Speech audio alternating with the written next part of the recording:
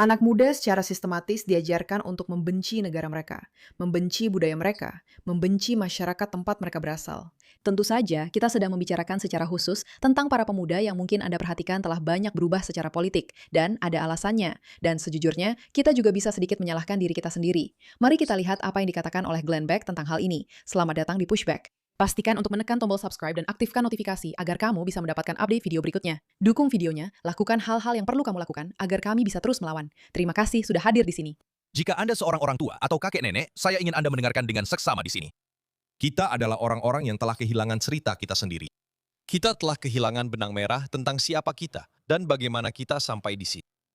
Manusia harus memiliki sebuah cerita. Oke? Dan cerita yang mereka terima untuk menggantikan itu hanyalah tentang keluhan, kemarahan, dan balas dendam. Itu tidak sehat. Lakukan sesuatu untuk dirimu sendiri. Tanyakan pada seseorang di bawah usia 25 tahun. Bahkan, tanyakan pada mereka yang di bawah 30-35 tahun. Ceritakan padaku kisah Amerika. Kebanyakan orang tidak bisa melakukannya. Pada ujian sejarah nasional terakhir, hanya 13% siswa kelas 8 yang dinyatakan mahir. 13%. Mereka saat ini masih bersekolah. 13%. 4 dari 10 siswa tidak bisa melewati batas terendah, yaitu kami akan meletakkan sebuah dokumen di depan Anda. Ceritakan apa saja tentang dokumen itu. Mereka tidak bisa melakukannya. Dan Anda bisa menebak dokumen apa itu, bukan? Skor kewarganegaraan turun untuk pertama kalinya sejak mereka mulai mencatat pada tahun 1998. Anda mungkin bertanya-tanya, apa hubungannya ini dengan semua yang kita lihat saat ini?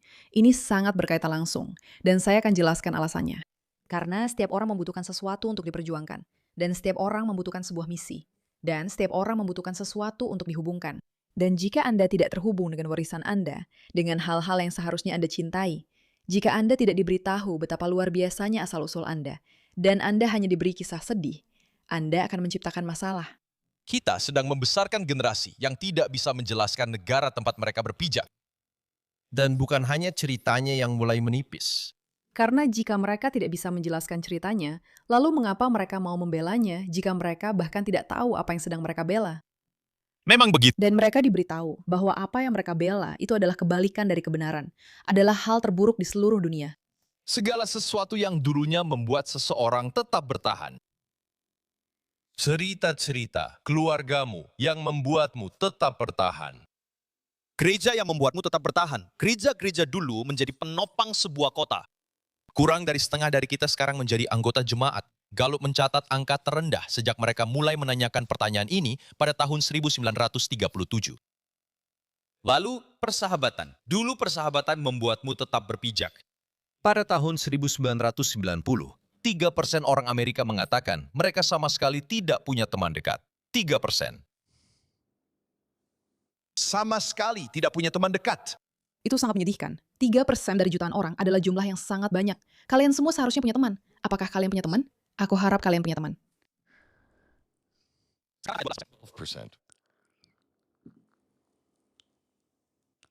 Persentase orang yang merasa mereka tidak punya pertemanan. Tentu saja mereka akan marah. Tentu saja mereka akan merasa pahit. Kalian butuh pertemanan. Aku sangat menyayangi teman-temanku.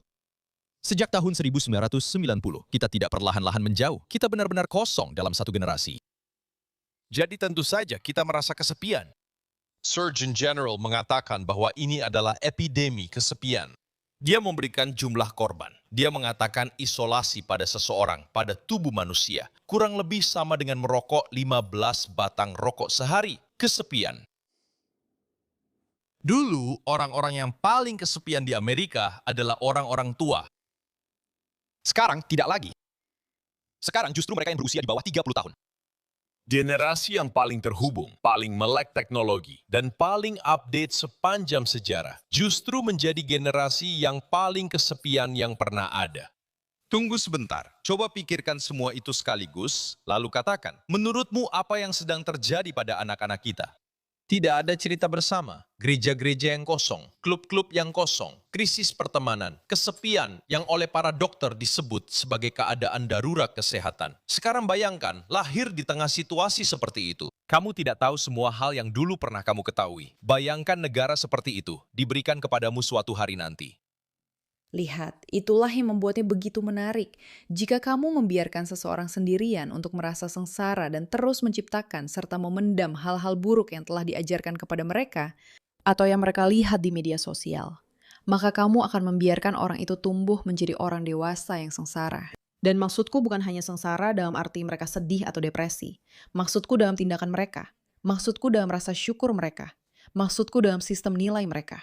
Jika kamu adalah seseorang yang tidak punya orang lain untuk terhubung, atau tidak punya rasa menghargai atau bersyukur atas hidupmu, dan kamu hanya merasa kesepian sepanjang waktu, tentu saja kamu akan terhubung dengan ide-ide ekstrem di pinggiran jika itu membuatmu merasa terhubung. Ngomong-ngomong, itulah yang dilakukan para podcaster ini. Mereka berbicara kepada semua anak muda yang merasa sendirian, yang menyadari bahwa ada sesuatu yang benar-benar salah dengan pengalaman mereka. Dan para podcaster salah mengidentifikasi masalahnya. Mereka memberitahu mereka, kamu merasa ada yang salah dengan hidupmu. Itu karena pemerintah, atau karena ini, atau karena itu. Dan begitulah cara kamu membuat orang-orang ini berkata, mereka benar. Aku ingin menjadi bagian dari cerita itu. Aku ingin memperjuangkannya. Aku ingin menjadi bagian dari sesuatu. Karena kita memang perlu menjadi bagian dari sesuatu sebagai manusia. Tapi sebaliknya, kita malah menerima kenyataan bahwa anak-anak kita punya media sosial, ya sudah, dan kita belum membangun mereka dalam komunitasnya, belum memberi mereka alat untuk bersyukur dan merasakan seperti apa sebenarnya kenangan indah itu. Maksudku, aku bisa bilang dengan pasti bahwa semua kenangan indahku, semuanya, adalah bersama manusia lain. Bersama orang-orang yang aku cintai dan aku pedulikan. Dan jika kamu mencuri dan merampas pengalaman itu, tentu saja kamu menciptakan manusia-manusia yang pahit dan hancur, yang akhirnya mencari ideologi ekstremis yang bisa memberi mereka perasaan itu. Kamu bahkan tidak tahu di mana kamu berada. Kamu tidak punya peta. Kamu tidak punya nama untuk siapa bangsamu. Tidak ada kursi yang disediakan di meja manapun untukmu. Kamu hanya punya layar di tanganmu dan 1.000 orang asing yang senang memberitahumu siapa yang seharusnya kamu jadi. Itulah dasar tempat anak-anak kita berpijak. Mereka tidak menciptakannya. Jangan salahkan mereka. Mereka tidak menciptakannya. Mereka mewarisi ini. Dan itulah alasan utama dari semua hal yang bisa saya bicarakan. Saya ingin membicarakan mereka. Karena kita semua tahu banyak hal, tapi kita mungkin lupa sesekali. Anak-anak tidak tahu siapa mereka. Mereka memang tidak tahu. Kita pikir mereka tahu, tapi coba ingat, semua hal yang dulu kamu pikirkan tentang dirimu sendiri. Mereka memang tidak seharusnya tahu siapa mereka di usia 19 tahun. Mereka tidak seharusnya tahu siapa mereka di usia 16 tahun, apalagi di usia 11 tahun. Dan sekarang, semuanya dimulai sejak usia semuda itu. Usia 11 tahun sekarang sudah dianggap tua. Identitas bukanlah sesuatu yang dimiliki anak-anak. Itu adalah sesuatu yang dibangun anak-anak sedikit demi sedikit. Dan mereka membangunnya berdasarkan apa yang tercermin kembali kepada mereka. Inilah yang telah berubah sejak kita tumbuh dewasa. Saat kamu dan aku sedang membangun diri, cermin kita adalah teman-teman kita. Ingat apa yang selalu dikatakan ibumu. Tunjukkan padaku teman-temanmu, aku akan tunjukkan masa depanmu. Itu adalah teman-teman kita, itu adalah keluarga kita, itu adalah pelatih, itu adalah guru, itu adalah pendeta. Hari ini, putrimu berusia 12 tahun, dan dia memegang cermin di tangannya, 8 atau 9 jam setiap hari. Lebih banyak waktu terjaga daripada yang dia habiskan di kelas manapun, atau melakukan hal lain. Dia menatap cermin itu. Sebenarnya itu lebih buruk daripada cermin. Onsel, feed, algoritma, acara yang dia tonton, influencer yang dia ikuti, apa yang dia dengar di sekolah. Cermin ini sebenarnya berbicara kembali padanya, membisikkan pertanyaan yang sama. Ini siapa dirimu kan? Ini siapa dirimu? Ini siapa dirimu kan? Atau lebih buruk lagi, inilah yang mereka coba jadikan dirimu. Dan itu sangat mengerikan, bukan? Segala sesuatu tentang dirimu, itu mengerikan, bukan? Kamu mengerikan. Kamu jelek, kamu gemuk, kamu tidak penting, kamu tidak berarti, kamu tidak akan pernah berarti. Kamu tidak akan pernah bisa melakukan apapun untuk masyarakat kita. Masyarakat kita menuju kehancuran. Semuanya menuju kehancuran. Sebagian dari kebisingan itu hanyalah kebisingan. Perusahaan-perusahaan mencoba menjual sesuatu padanya. Tidak apa-apa, kita juga tumbuh dengan hal seperti itu. Tapi beberapa suara yang sampai ke anak-anakmu, itu bukan suara acak. Oke? Ada orang-orang yang tahu persis apa yang mereka lakukan. Mereka punya visi tentang siapa anakmu seharusnya menjadi. Mereka sabar, dan mereka tidak meminta izinmu. Mereka tidak peduli padamu. Saya bilang padamu, berhentilah berasumsi bahwa semua yang masuk lewat layar itu dan pintu kelas itu bersifat netral. Itu sama sekali tidak netral. Jadi bayangkanlah, seorang anak yang lebih muda dari yang kamu kira, masih dalam proses tumbuh, berenang di lautan, samudra dengan ribuan suara. Lalu, salah satu dari suara-suara itu maju dan menawarkan seluruh paketnya. Identitas yang sudah jadi, inilah dirimu. Lalu berkata, selamat datang. Kamu menemukan kami. Kami di sini. Kita bertemu di jalanan. Kita melakukan protes. Kita punya misi. Kita punya sesuatu yang sedang kita perjuangkan. Ayo berjuang bersama kami. Dan lebih dari apapun, mereka menawarkan makna dan tujuan hidup kepada anak ini, serta sesuatu untuk dilakukan. Dan tebak apa? Anak itu menerimanya. Dan inilah seluruh gerakan kelompok penggemar ini.